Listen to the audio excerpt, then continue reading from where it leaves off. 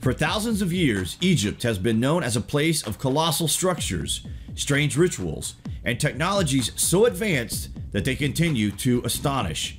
In fact, to this day, there are scores of things in this place that we cannot even begin to explain.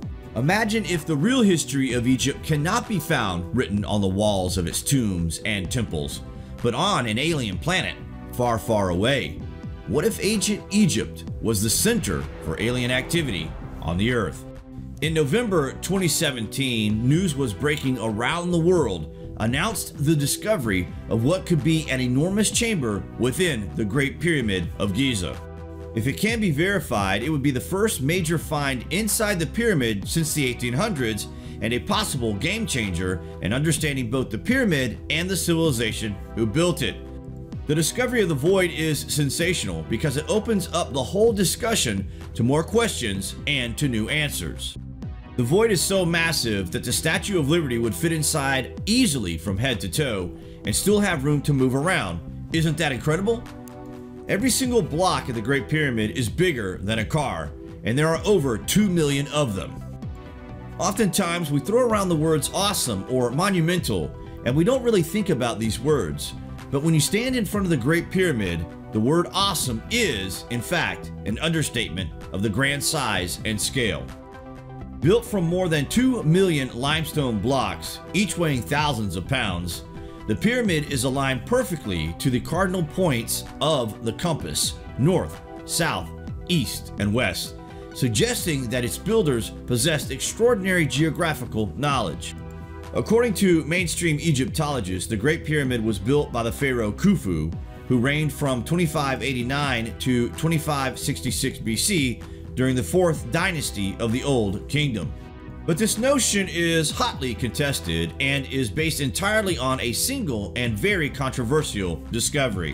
In 1837, British explorer Richard Howard Weiss claimed to have found the name of Khufu graffitied onto a stone roof of a chamber inside the pyramid. However, it was later discovered that Weiss had written in his private journal that he found nothing in the chamber that looked like hieroglyphics. Some modern researchers suspect it may have been a forgery by Weiss's team to ensure that his expensive expedition was considered a rousing success. One of the problems with Egyptology is that it is something that started in the late 1800s, and a lot of it is sort of solidified within the university system, drilling untested foundation knowledge into young aspiring explorers and researchers in a technique of brainwashing to spread falseness to the masses.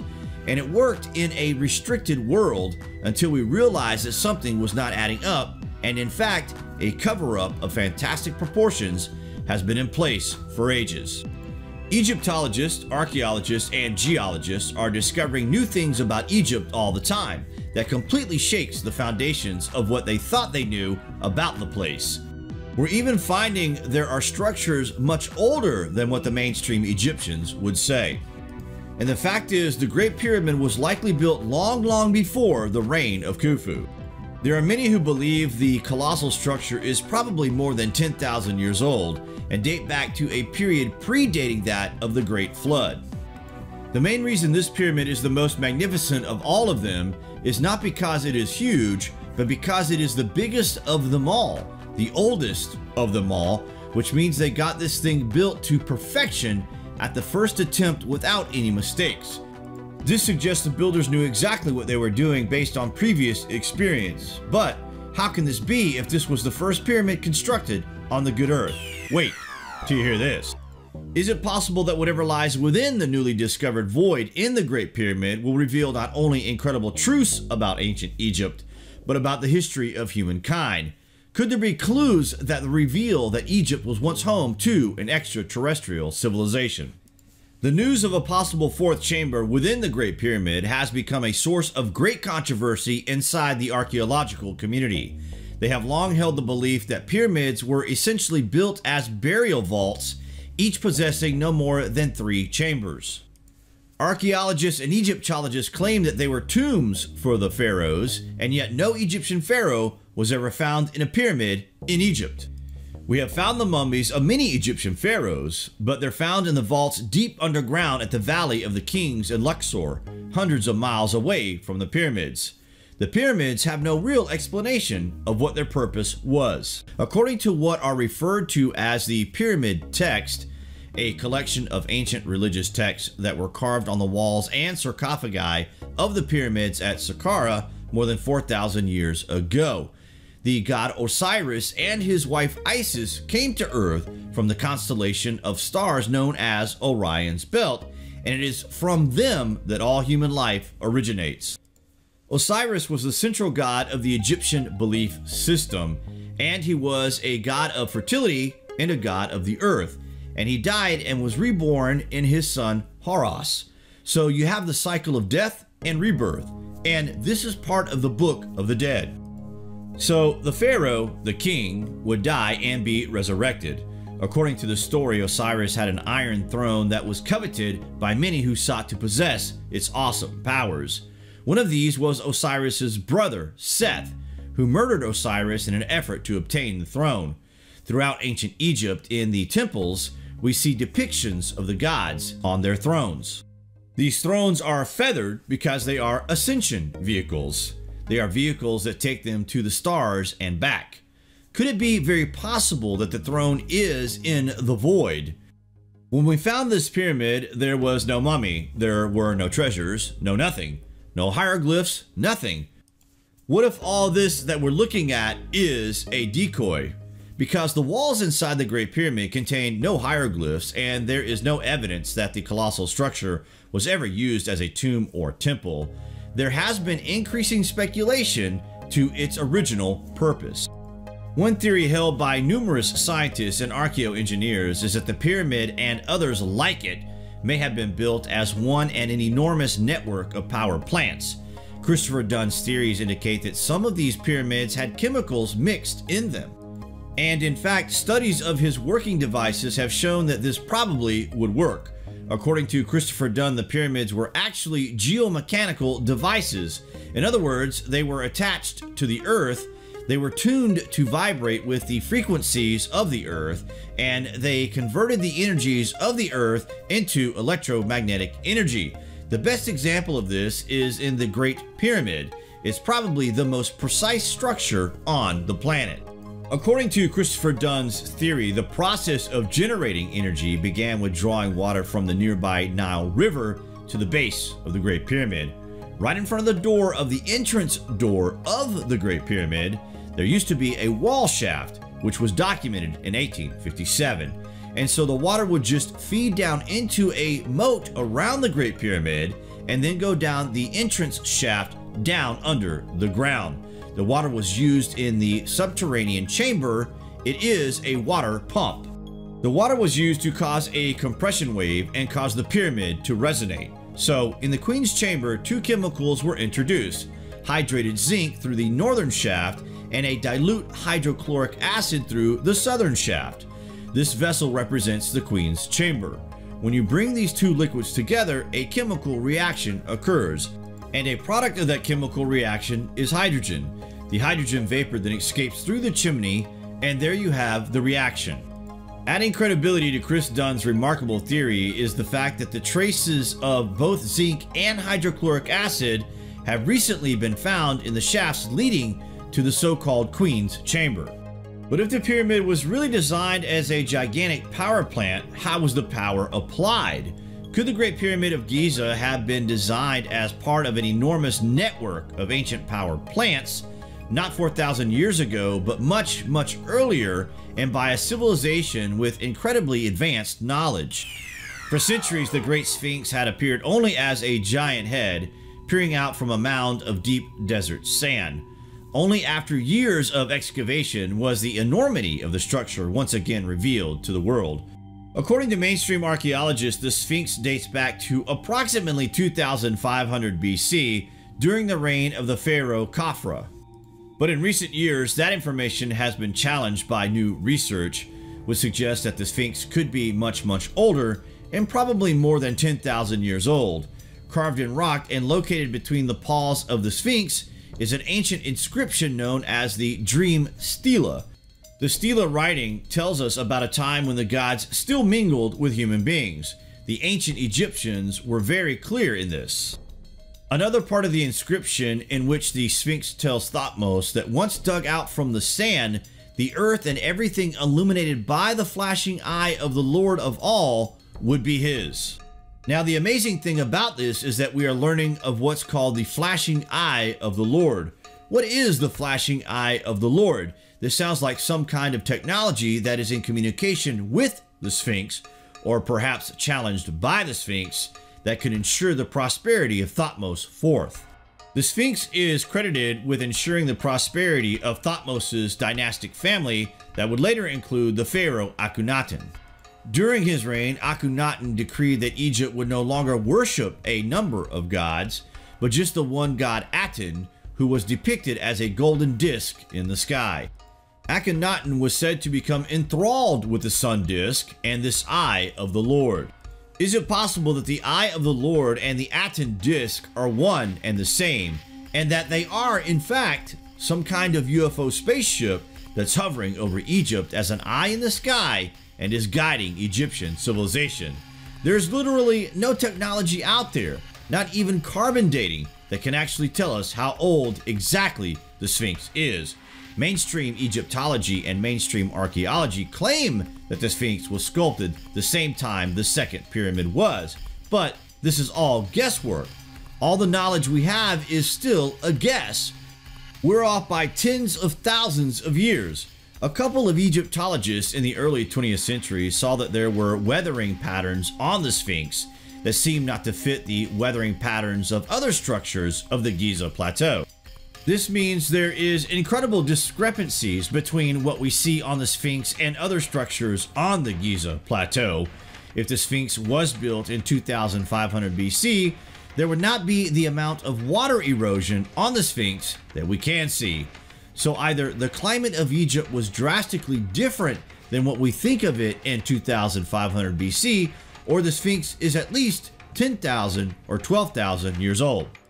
The head of the Sphinx seems to be a bit too small for the actual body, and so it has been speculated that the head of the Sphinx was actually something else originally, and then was recarved to be the head that it is today. Some archaeologists do think the original head of the Sphinx was the jackal head of Anubis, one of the most ancient of the Egyptian gods, dating back to the time of Isis and Osiris. But if this is true, why was the colossal statue changed, and when? Perhaps the answer lies, like most of Egypt's secrets, buried deep beneath the desert sands in an area located approximately 300 feet north of the Sphinx. Relatively unexplored, it is an area where some archaeologists and researchers believe lies yet another Sphinx, still deeply buried, and still bearing the head of the god Anubis. If the ancient Egyptians didn't build the Sphinx, who did and why? Could it have been used by a civilization far advanced from the one later depicted on the walls of Egypt's tombs and temples, a civilization whose origins were, as numerous ancient Egyptian texts suggest, not of this world? Edgar Cayce had a profound vision while in a self-induced trance. He sees himself as a high priest in ancient Egypt, a priest who was directly associated with the building of the Sphinx. According to Cayce's vision, this occurred not in 2500 BC, but 8,000 years earlier. One of the greatest sources for information on the older civilization of Egypt is Edgar Cayce. He is known as the Sleeping Prophet, an American psychic of great repute and note. He refers on one occasion to the date of 10,390 BC, when he tells us not only was this a time that the Great Sphinx of Giza was created, but also tells us that the records of some previous civilization that had existed on Atlantis were buried within this. According to the great philosopher Plato, who wrote about it in the 4th century BC, Atlantis was an island in the Atlantic that was home to a highly advanced civilization, but was wiped out by a great flood. In his vision, Edgar Cayce believed he saw under the right paw of the Sphinx a chamber that holds a hall of records from the lost civilization of Atlantis. He said there was a repository of high-tech devices and machines that had been left there for thousands of years for people to discover during our time period on Earth, our civilization, that we would discover these ancient high-tech artifacts in chambers beneath the Sphinx. Based on Plato's writings, Atlantis would have existed approximately 12,000 years ago. This matches up with the time period with the Giza pyramids, and the Sphinx were aligned with the constellation of both Orion and Leo. Some researchers also suggest this was the same era that was described in ancient writings as Egypt's so-called Golden Age, or Zep Tepi, a time in Egyptian history when the god Osiris had come down to earth from the stars. There are accounts from the walls of different temples that tell of an earlier age of activity, and it was said that this was when the gods themselves actually enter into Egypt and create everything that becomes a part of the later Egyptian civilization.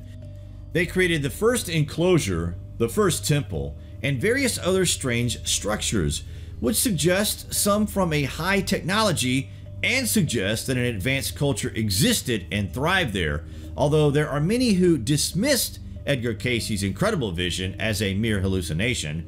What Cayce envisioned was indeed discovered, one behind the head of the Sphinx and another directly below. But mainstream Egyptologists continue to insist these tunnels were made long after the Sphinx was constructed. The ancient necropolis, located 15 miles south of the Giza Plateau, is home to what mainstream archaeologists suggest is the first pyramid ever built in Egypt, the Step Pyramid of King Djoser. The Step Pyramid of Saqqara is known as the Stairway to Heaven. The complex is vast, about 40 acres, and entirely walled in. There's a 30-foot wall with 13 false doors. You only get in if you know where the right door is. Curiously, the only reason why the pyramid is believed to have been built as a tomb for King Djoser is that the statues of the monarch were found inside the pyramid. Like all other pyramids, there was no credible evidence that a body was ever entombed there. This was all made of mud brick, just similar to that era. The leap between this and then the Great Pyramid of Giza is sensational. In recent years, the conventional notion that the Step Pyramid was built only 80 years earlier than the Great Pyramid of Giza has been challenged. They believe that the likelihood that Egyptians went from building a 200-foot tall step pyramid out of mud bricks to building a monumental marvel like the Great Pyramid in only 80 years to be a virtual absurdity. They also believe that the mathematical precision of the Great Pyramid's construction, coupled with its precise alignment, not only with regard to Earth's cardinal direction, but also the Orion constellation, is proof that it was built by a highly advanced civilization. One of the things you find, for example, is that if you take the geodetic location of the Great Pyramid as a decimal degree, the Great Pyramid was most likely built more than 12,000 years ago, some 7,000 years before the building of the Step Pyramid, and sometime before the cataclysmic event known as the Great Flood. After the flood, the original function of the Great Pyramid as a power plant was long forgotten, along with all of mankind's other technological achievements, and that it would take a series of interventions by other extraterrestrial visitors to help humans rebuild the world they once knew. In the text that we can read about Djoser, a brilliant man named Imhotep is credited, who, by the way, came out of nowhere. He was the designer and engineer of that pyramid. What does Imhotep actually mean? Get this, it literally means, "I come in peace."